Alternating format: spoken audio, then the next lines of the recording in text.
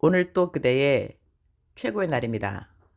임은미 선교사 묵상입니다. 2022년 12월 27일 화요일 최고의 날. 우리는 함께여야만 합니다. 에베소서 2장. 어제는 얼마 전 구치소에 들어가신 우리 묵상 식구 중 한 분이 나에게 손글씨의 편지를 아내 편에 보내왔다. 8페이지가 되는 글이었다. 그야말로 옥중서신이 이런 글이 아닐까 한다. 내가 받아본 손글씨 편지 중 가장 긴 글이 아닌가 한다. 구치소 안에서 새롭게 시작된 삶의 이야기가 있었다. 나도 언제인가 어떤 분의 간증에 구치소 들어가면 신참들이 화장실 가장 가까운 곳에 잠을 자야 한다는 이야기를 들은 것 같은데, 그분도 나에게 당신의 화장실 바로 옆에서 잠을 자면서 겪어야 하는 어려움과 잠을 잘 수 있는 공간이 얼마나 좁은가 하는 것을 알려주셨다. 아직 성경이 도착하지 않았는지 내가 보내준 내 묵상을 남들이 다 잠자는 시간 달빛에 당신의 거울을 반사시켜서 묵상을 읽으신다고 한다. 나의 묵상이 이렇게 누군가에게 귀하게 읽혀지고 있다는 것이 참으로 감사하다. 제 2심을 기다리는 동안 주님이 꼭 집행유예로 이분이 이곳을 나올 수 있기를 기도한다. 내가 이전에 감옥에 신방을 한 적이 있는데 그곳을 나올 때 주님이 내게 하셨던 말씀이 기억난다. 내가 감옥에 있을 때 너가 찾아오지 않았고, 그 말씀을 떠오르게 하시면서, 유니스야, 세상에 사람들은 이런 창살이 있는 감옥이 없다 해도 그들은 모두 다 죄인들이지. 그러니 창살이 없는 감옥에 살고 있다는 것이지. 감옥에 있는 이들을 찾아가지 않았다는 것을 죄인된 사람들에게 진정한 자유를 줄 수 있는 복음을 소개하지 않았다는 것으로 생각해보면 어떨까? 창살이 없는 감옥에 살고 있는 너무나 많은 사람들, 참된 자유가 무엇인지 모르는 너무나 많은 사람들, 내 삶의 목표가 무엇인가를 다시 한번 생각해 보게 된다. 에베소서 2장 22절. 너희도 성령 안에서 하나님이 거하실 처소가 되기 위하여 그리스도 예수 안에서 함께 지어져 가느니라. And in him you too are being built together to become a dwelling in which God lives by his spirit. 이 구절에서 함께라는 단어가 마음에 와닿는다. 우리 그리스도인들은 함께 신앙생활을 해야 한다. 서로서로가 필요한 것이다. 신앙생활에 독불장군이 없다고 나는 간헐적으로 내 묵상에서 말한다. 어제도 함께 하는 일이 참 많이 일어났다. 일반 중고등학교를 직접 다니시면서 복음을 전파하는 최세롬 목사님 이야기를 어제 묵상에 올렸더니 아래와 같은 문자가 왔다. 묵상 매일 잘 듣고 있습니다. 저희가 누구를 돕고 나누고 그럴 처지가 아니지만 저희 가정이 섬기고 있는 사단법인 원주 만나 푸드뱅크에 과자류가 많이 들어옵니다. 최세롬 목사님께 보내고 싶은데요. 그분 연락처를 알 수 있을까요? 푸드뱅크에 먹을 거는 자주 들어와서 나눌 수 있을 것 같아서요. 원주를 뛰어넘는 나눔의 선교로 하나님의 사랑이 온 누리에 퍼져 평화가 가득한 세상 되기를 소망합니다. 그리고 어제 묵상을 읽고 또 다른 분은 최세롬 목사님 차 리스 비용을 당신이 부담하겠다고 연락이 왔고, 이전에 목사님이 학교에 찬양팀이 필요한데 함께 가줄 팀이 없다고 해서 뷰티풀 사운드 워십 팀의 김나영 대표님을 소개해 주었는데 어제 팀원들과 목사님이 만났고 내년에 평택에 위치한 은혜중학교 찬양 예배 시간에 함께 하기로 했다고 한다.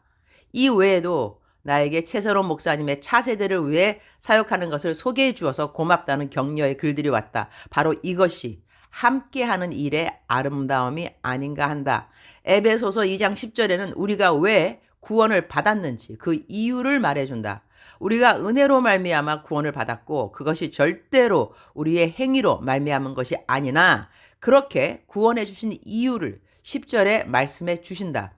이해하기 쉽게 새 표준 번역을 사용해서 옮겨보았다. 8절.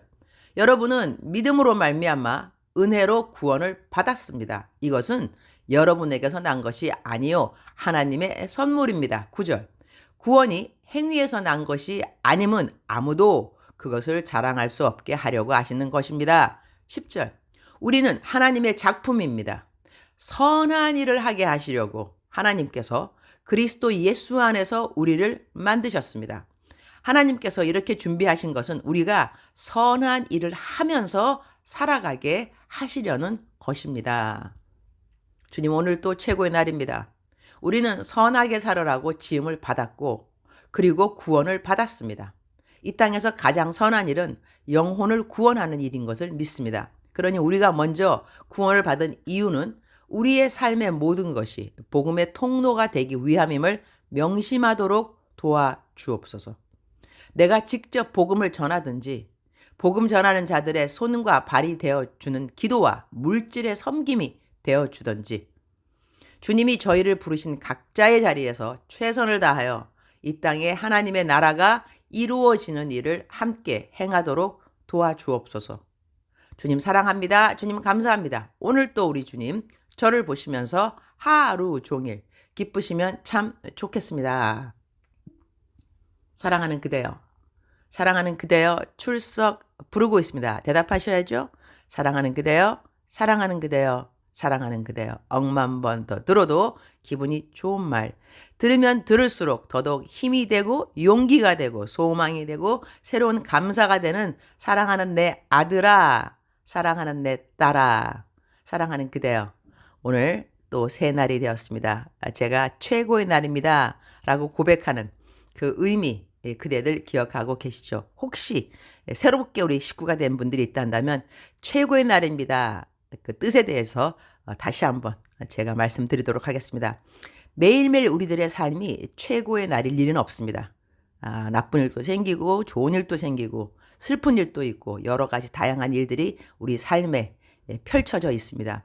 그러나 우리가 이 날을 매일매일을 매일매일을 새날을 오늘 또 최고의 날입니다 라고 고백할 수 있는 것은 이 날을 지으신 분이 하나님이십니다.